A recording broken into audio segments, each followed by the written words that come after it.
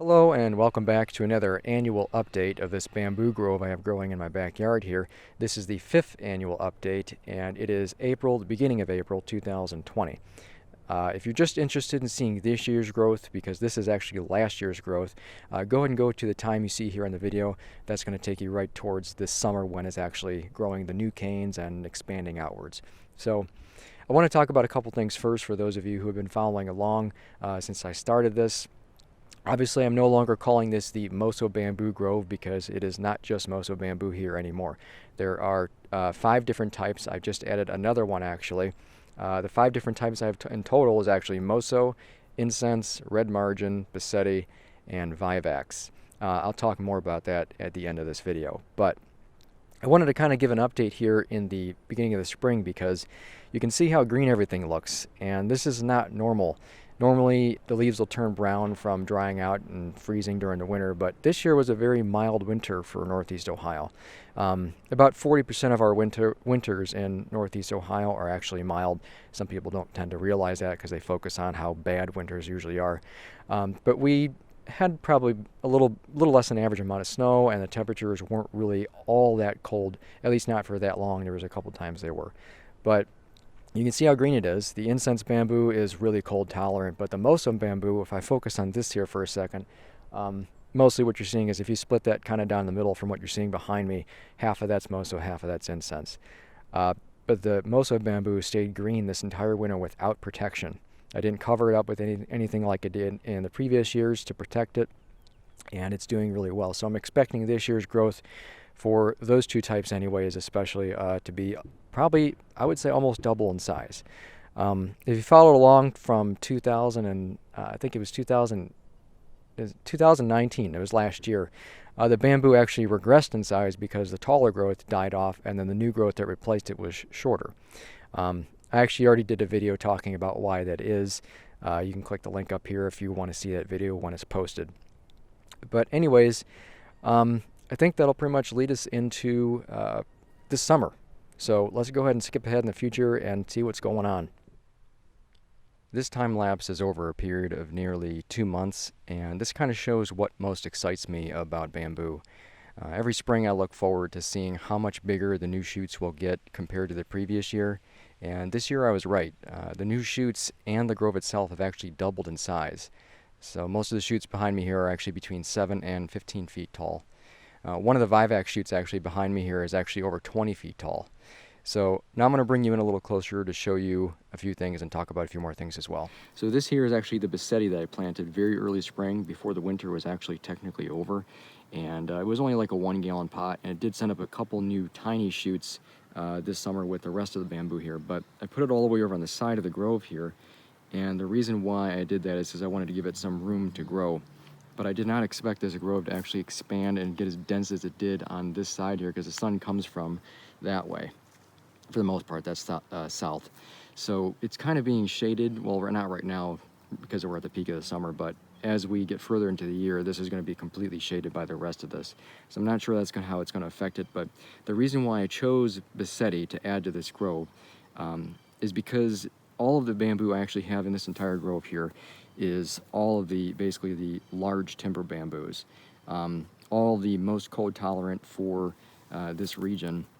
And what I want is I want to have the largest bamboo that I can get for this region. So I'm not really sure what type is going to give me that. Also with a combination of it not, dying out during winter.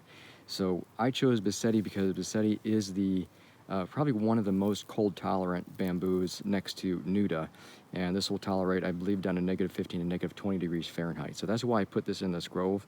But I'm going to talk about a couple of the other bamboos here too real quick. So I'm on the back side of my grove here, and most of what you're actually seeing in the entire grove is Moso and Incense Bamboo, but there is some Vivax and Red Margin mixed in with this as well. I'm going to kind of talk about every single one of those.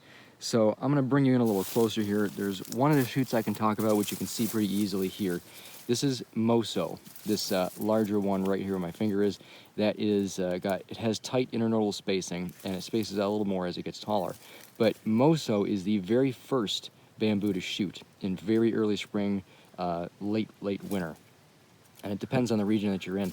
But that actually can be a bad thing. So if you're in a region that has hard freezes during spring or very late frost, commonly, the Moso may not be a really great choice for you because of how early it shoots. It will start coming up before the soil has actually warmed up very much, and that can be a problem because these Moso shoots are actually very sensitive to frost even, so that can be an issue. So right after that, the incense bamboo will start to shoot. Now keep in mind, all of these bamboo I have in here are of the Phyllostachys class. So these are all the largest timber bamboos that are the most cold tolerant that you can get for a large bamboo.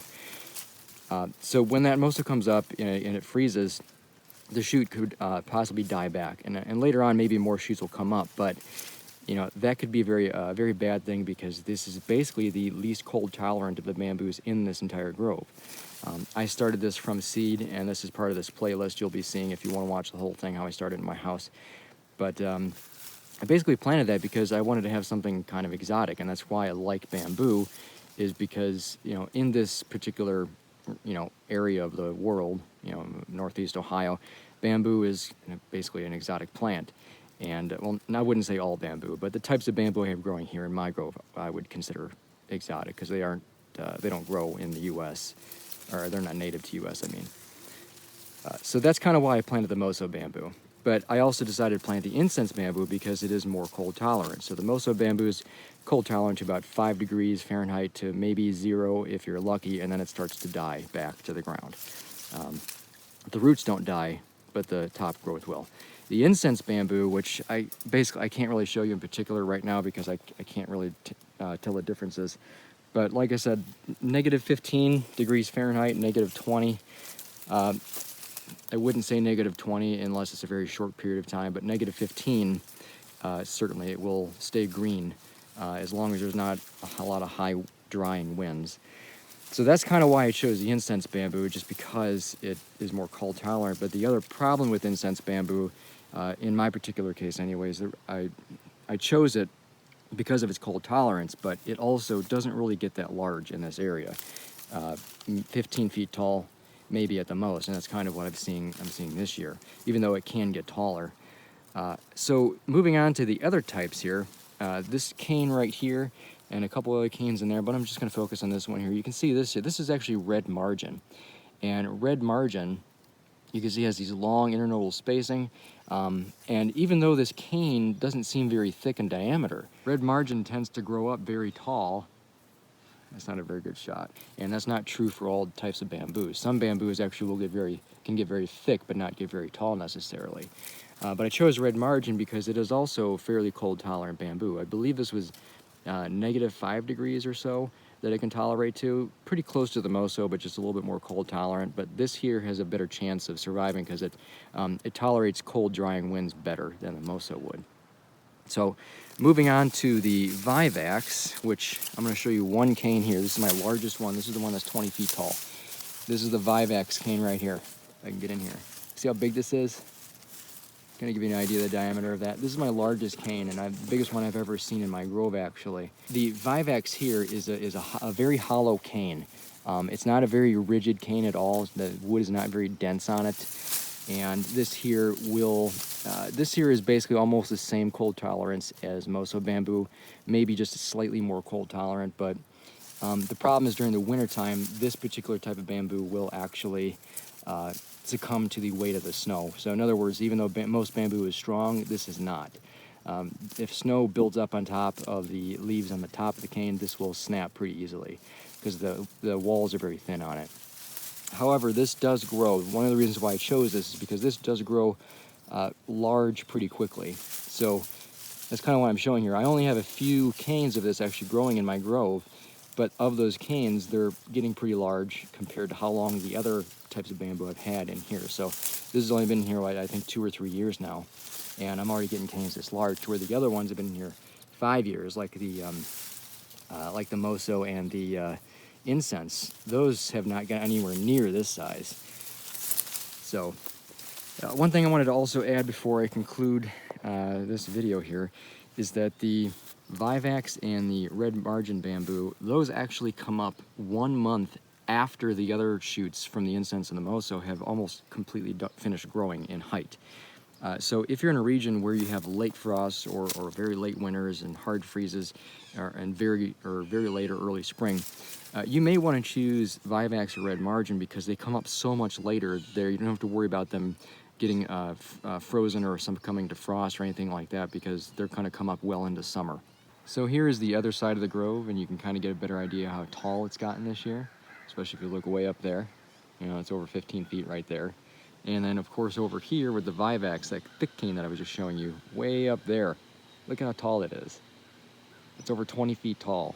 And I'm not really standing that close either, so you can get an idea.